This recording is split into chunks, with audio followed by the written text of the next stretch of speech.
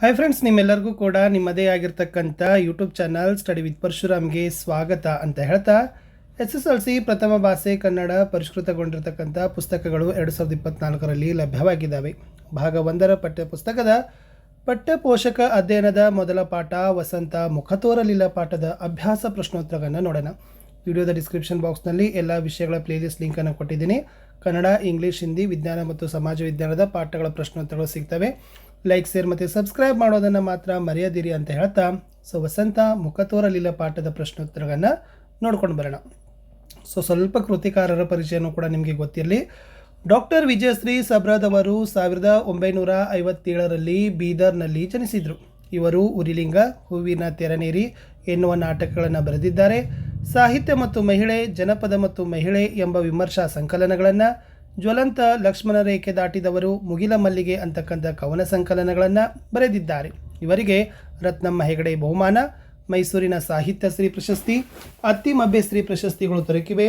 ಪ್ರಸ್ತುತ ಕವನವನ್ನು ಅಂದರೆ ವಸಂತ ಮುಖ ತೋರಲಿಲ್ಲ ಅಂತಕ್ಕಂಥ ಕವನವನ್ನು ಏನು ಮಾಡಿದ್ದಾರೆ ಅಂತಂದರೆ ಫ್ರೆಂಡ್ಸ್, ಮುಗಿಲ ಮಲ್ಲಿಗೆ ಅಂತಕ್ಕಂಥ ಕವನ ಸಂಕಲನದಿಂದ ಆರಿಸಿದ್ದಾರೆ ಅಂತಕ್ಕಂಥ ಬರೆದ್ರೆ ನಿಮ್ಮ ಉತ್ತರ ಏನಾಗ್ತದಪ್ಪ ಅಂದರೆ ಕಂಪ್ಲೀಟ್ ಆಗಿರ್ತಕ್ಕಂಥ ಕವಿ ಪರಿಚಯಕ್ಕೆ ಸಮರ್ಪಕ ಉತ್ತರ ಸಿಗ್ತದೆ. ಪ್ರಶ್ನೋತ್ತರಗಳು ಕೊಟ್ಟಿರೋ ಪ್ರಶ್ನೆಗಳಿಗೆ ಒಂದೊಂದು ವಾಕ್ಯದಲ್ಲಿ ಉತ್ತರಿಸಿರಿ. ಮೊದಲ ಪ್ರಶ್ನೆ, ಪುಟ್ಟಪೋರಿ ಏನು ಮಾಡುತ್ತಿದ್ದಾಳೆ? ಉತ್ತರ: ಪುಟ್ಟಪೋರಿ ಹೊರಗೆ ಮುಸುರೆ ತಿಕ್ಕುತ್ತಿದ್ದಾಳೆ. ಪುಟ್ಟಪೋರಿಯ ಅಮ್ಮ ಎಲ್ಲಿ ಮಲಗಿದ್ದಾಳೆ? ಅಮ್ಮ ಗುಡಿಸಲಿನಲ್ಲಿ ಮಲಗಿದ್ದಾಳೆ. ಮೂರನೇ ಪ್ರಶ್ನೆ, ಯಾರಿಗೆ ವಸಂತ ಮುಖ ತೋರಲಿಲ್ಲ? ಕಮ್ಮಾರನಿಗೆ, ಕುಂಬಾರನಿಗೆ, ನೇಕಾರನಿಗೆ, ಕೇರಿಯ ಮಾರನಿಗೆ ವಸಂತ ಮುಖ ತೋರಲಿಲ್ಲ. ನಾಲ್ಕನೇ ಪ್ರಶ್ನೆ, ಪುಟ್ಟಿಯ ಪ್ರಶ್ನೆಗಳೇನು ಅಂತ ಕೇಳಿದ್ದಾರೆ. ಗುಡಿಸಲೊಳಗೆ ಬರಲು ವಸಂತ ಹೆದರಿದನೆ, ಹರಿದ ಚಿಂದಿ ಬಟ್ಟೆಗಳ ಕಂಡು ಅವನು ಮರುಗಿದನೆ ಎಂಬವು ಪುಟ್ಟಿಯ ಪ್ರಶ್ನೆಗಳಾಗಿತ್ತು. ಹಾಲುಗಲ್ಲದ ಹಸುಳೆ ಏನು ಮಾಡುತ್ತಿದ್ದಾಳೆ? ಹಾಲುಗಲ್ಲದ ಹಸುಳೆ ಮುಸುರೆ ತಿಕ್ಕುತ್ತಿದ್ದಾಳೆ. ಇಳೆಗೆ ಯಾವ ಸಂಭ್ರಮ ಬಂದಿದೆ?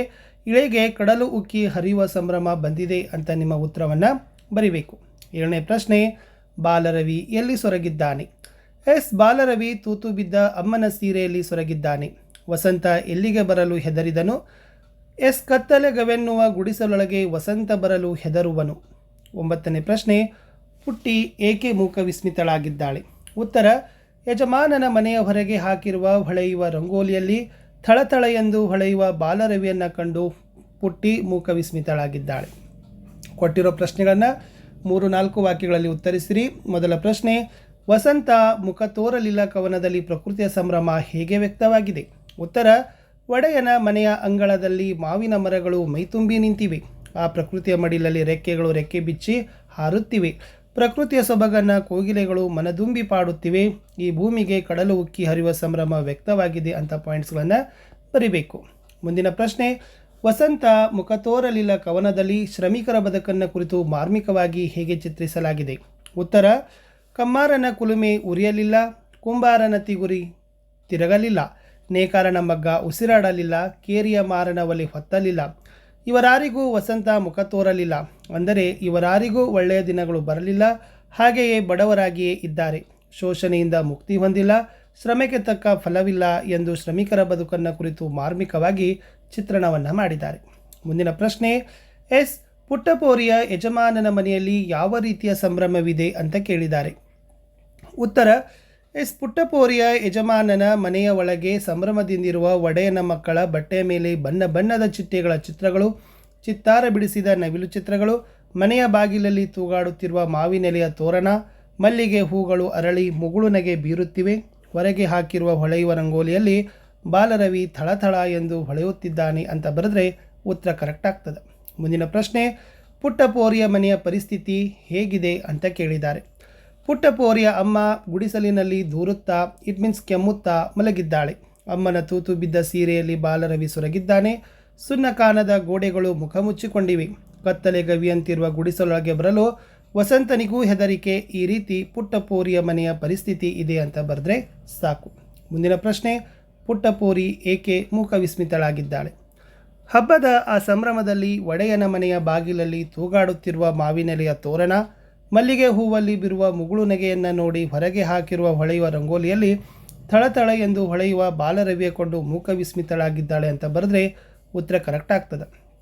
ಲಾಸ್ಟ್ ಕ್ವಶನ್, ವಸಂತ ಮುಖ ತೋರಲಿಲ್ಲ ಕವನದ ಆಶಯವೇನು? ನಮ್ಮ ಸಮಾಜದಲ್ಲಿ ಇಂದಿಗೂ ಎಷ್ಟೋ ಜನರು ಶೋಷಣೆಗೆ ಒಳಗಾಗಿದ್ದಾರೆ. ಮಹಿಳಾ ಶೋಷಣೆ ಎಂಬುದು ಭ್ರೂಣದಿಂದಲೇ ಪ್ರಾರಂಭವಾಗುವುದು. ಅದು ಅವಳ ಬಾಲ್ಯ, ಯೌವನ, ಮುಪ್ಪು ಎಲ್ಲವನ್ನೂ ಆಕ್ರಮಿಸಿಕೊಂಡಿದೆ. ಸಾಮಾಜಿಕ ನ್ಯಾಯ ದೊರೆತು ಶೋಷಣೆ ಮುಕ್ತ ಸಮಾಜವಾದರೆ ಮಾತ್ರ ಸರ್ವರ ಏಳಿಗೆ ಸಾಧ್ಯ ಎಂಬುದು ವಸಂತ ಮುಖ ತೋರಲಿಲ್ಲ ಅಂತಕ್ಕಂಥ ಕವನದ ಆಶಯವಾಗಿದೆ ಅಂತ ಬರೆದ್ರೆ ಸಾಕು. ಇಷ್ಟಿತ್ತು ಫ್ರೆಂಡ್ಸ್ ಈ ಒಂದು ಪಾಠದ ಪ್ರಶ್ನೋತ್ತರಗಳಂತ ಹೇಳ್ತಾ ವಿಡಿಯೋನ ಲೈಕ್, ಶೇರ್ ಮತ್ತು ಸಬ್ಸ್ಕ್ರೈಬ್ ಮಾಡೋದನ್ನು ಮಾತ್ರ ಮರೆಯದಿರಿ. ನಮ್ಮದೇ ವಾಟ್ಸಪ್ ಚಾನಲ್, ಟೆಲಿಗ್ರಾಮ್ ಗ್ರೂಪ್ ಇದೆ, ಅವುಗಳಿಗೂ ಕೂಡ ಬಂದು ಜಾಯ್ನ್ ಆಗಿ ಅಂತ ಹೇಳ್ತಾ ನಾನು ಸಿಗ್ತೀನಿ ಹೊಸ ವಿಡಿಯೋ